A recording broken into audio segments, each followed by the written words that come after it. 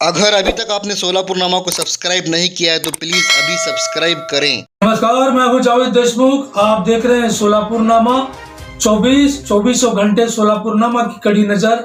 आज हम अपने दर्शकों को इस देश के प्रधानमंत्री नरेंद्र मोदी और गुलवलकर के वेशभूषा के बारे में एक समुचित जानकारी देना चाहते हैं कि जिस तरह से गुलवलकर ने अपनी किताब में वी और नेशनहुड द डिफाइन इसमें लिखा था कि देश में 50 साल तक अगर सत्ता में बना रहना चाहते हैं तो इस देश की अर्थव्यवस्था को बर्बाद करो और इस देश की अचल संपत्ति को बेच दो। इसी दिशा निर्देश पर नरेंद्र मोदी ने जिस तरह से गुलवलकर का जो वेशभूषा थी उसी का वेशभूषा नरेंद्र मोदी ने धारण की है। उनका जिस तरह से दाढ़ी बढ़ाना और बाल बढ़ाना, आप गुलवलकर को और नरेंद्र मोदी को देखें तो उस पर अनुमान लगाया जा सकता है कि नरेंद्र मोदी पूरी तरह से गुलवलकर के दिशा निर्देश का पालन कर रहे हैं।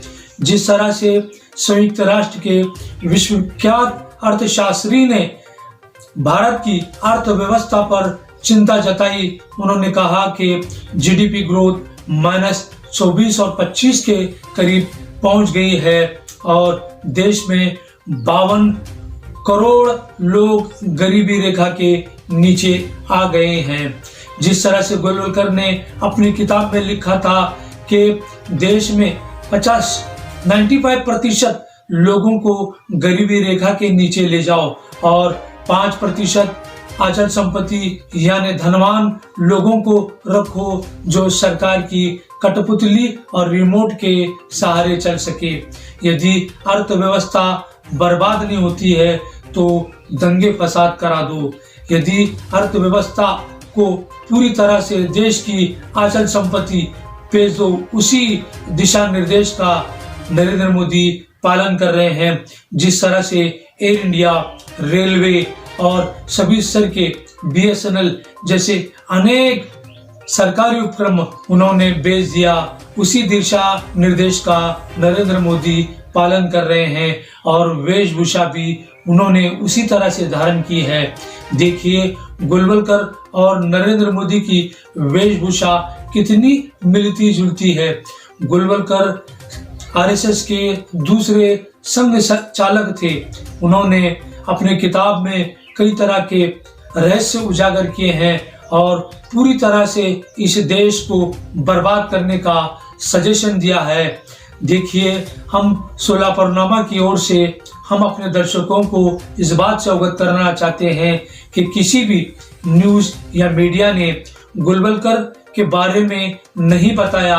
हम आपको बता रहे हैं कि गुलवलकर का मंसूबा क्या था, देश को बर्बाद करना और देश को किस तरह से अपने ताबे में रखना दे। और नरेंद्र मोदी उसी का पाठ्यक्रम करके एक पात्र उन्होंने आरंभ किया है। जिस तरह से 60 दिनों से किसान धरने आंदोलन कर रहे हैं कि कृषि विधेयक कानून को वापस लिया जाए।